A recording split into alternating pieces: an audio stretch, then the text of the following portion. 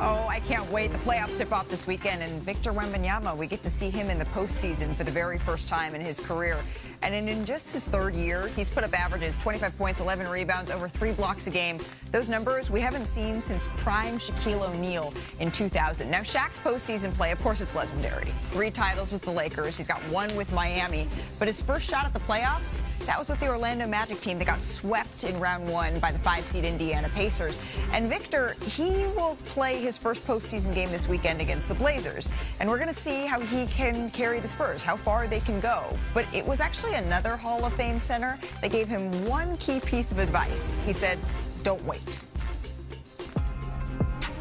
Our eyes have never seen anything at the level that we're seeing it with Victor Wembanyama.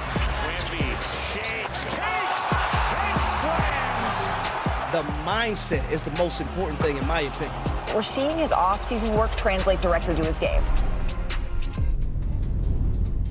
And it should almost always be yes, because that's who Victor Wembanyama has proven to be. I do want to go back to that line, though. He said that Hakeem told him. He said, you don't need to wait to win. You don't need to wait to win. Amon, do you think that that's true for Victor and the Spurs? I think anything that you can get from Hakeem the Dream is money. You know what I mean?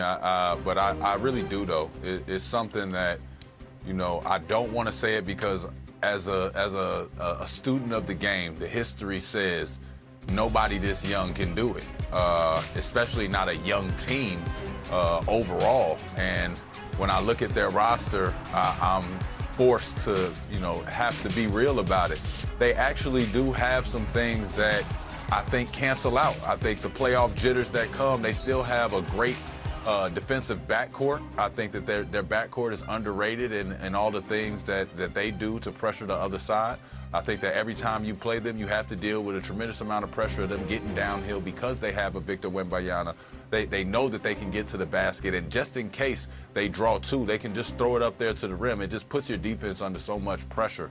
I think that they are going to walk through a lot of the Western Conference, but, you know, it'll be nice to see when they have to match up with OKC. I feel bad for Donovan Clingan. I do. This kid is a really good young big in the league. It's also his first taste of the playoffs. And he comes in with a resume. You know, he won a championship at UConn alongside Stephon Castle. Yep. He's got to deal with this, though, his first time in the NBA playoffs. And the one thing you absolutely know, no question about Victor Wembanyama, he loves the bright lights. He loves the stage. He's not going to be intimidated by him. He's played in a gold medal game in Paris against Team USA and put on a show.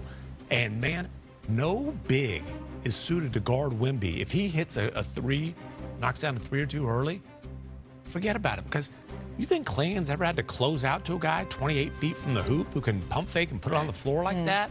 It's not a fair fight. And the way that he goes to work on these sorts of things is so interesting. Go ahead, Shumps. Yeah, and you have full throttle Victor Wembanyama potentially in the postseason, because in season, I mean, he didn't even hit fully 40 minutes in a game. Yeah. He averaged under 30 minutes over the course of the season. And that was all my understanding is, and you talk to people in San Antonio, is they always are long-term health of their player. And we know he missed time with an injury in December, several weeks. And so making sure he's right for this moment, he's eligible for all the awards. So that's not the question. Now it's just, this is the time he wants to compete for a championship. And the question is, again, it comes down to how much experience do you need before you have the experience? It was what we were asking about Oklahoma City last year. Of course, it's a little bit more acute for San Antonio, who their starters have a collective 7 games of postseason experience, and they all belong to De'Aaron Fox and that 7-game series against Golden State. It's been 50 years since a team's leading scorer led their team to a championship in their first postseason. So that is what Victor Wembanyama, that's the task that he is hoping to do here. And then he's going to go play rugby. Did you catch that part? All right. I recommend no on that. To some news now. The league did announce LaMelo Ball's been fined $35,000. He was also given a flagrant 2 for unnecessary and reckless contact. That's what the league's calling it, against Bam Adebayo in Tuesday's play-in game. He was fined, actually, an additional $25,000 for using profane language. In Philadelphia, Orlando was in town, but it was Tyrese Maxey who was bringing the magic here. We're going to pick this one up with under 8 minutes left in the fourth quarter. Maxey steps back, drains that 3, and then a minute later, Maxey, faking out Jalen Suggs up top, driving to the basket. Tough move there by Maxey, Tim. He's got some jets. Suggs swings it to Desmond Bane, knocks down the three. That's why they brought him in. Bane had a game-high 34 points in this one. 34? Sure, we'll go with that. Under 4 minutes left in the fourth. Maxey drives into the lane, banks the tough layup. He's just taken over in this frame, Tim. Suggs pushing the floor, but there's Maxey on the block. Maxey doing everything in this one. Let's take one more look at that. One of the most athletic guards in the league, and he can shoot it from 30. VJ Edgecombe had it, though, if he didn't, right? And then Andre Drummond in the corner. He had a couple of those. The Sixers go on to clinch the 7th seed. They get the win. But let's take a listen to Paolo Banchero because they got one more chance. Yeah, they're been playing really well. You know, they've kicked our ass this year. So we got to be ready. I got to be ready. And, you know, we have to be locked in from the jump. You know, I thought we played hard tonight, but it wasn't enough. And so it's going to take, you know, even more of an effort. And it's going to take, you know, me playing better as well, you know, for us to get the win. So it's definitely a big game on Friday. All right, well, here are the stats behind that statement from Paolo Banchero on their next matchup with the Hornets. Charlotte, they took 3 of 4 from the Magic this season during the regular season. All 4 games, they were decided by 15 or more points. Orlando's lone win, that was all the way back in October. So that game is tomorrow for a chance at the Pistons, and the final playoff spot is on the line. Orlando, they had such high hopes, though, I think, coming into the season. They had such high expectations. Amon, what do you think has gone wrong for them? Well, with Orlando, I think that they just lack accountability.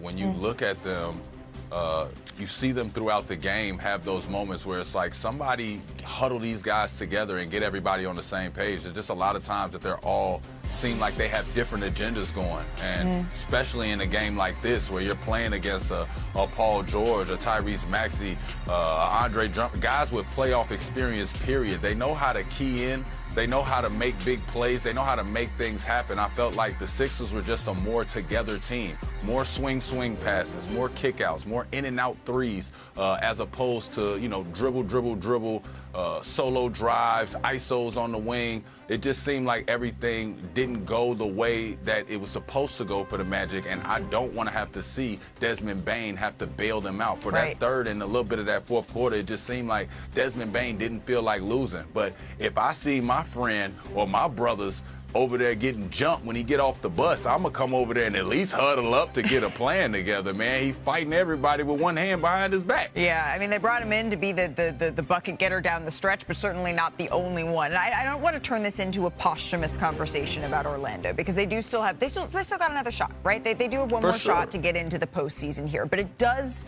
the tenor around the league, it feels like the conversation is Jamal Mosley may be coaching for his job here. And Charlotte's a nice little layover for them on a trip to Cancun, right? And there's nothing magical about this Orlando season. This has been miserable. Let's just be honest. And Paolo Banchero and Jamal Mosley, they haven't been on the same page. They've been headbutting. That's been well known. They've done it in press conferences.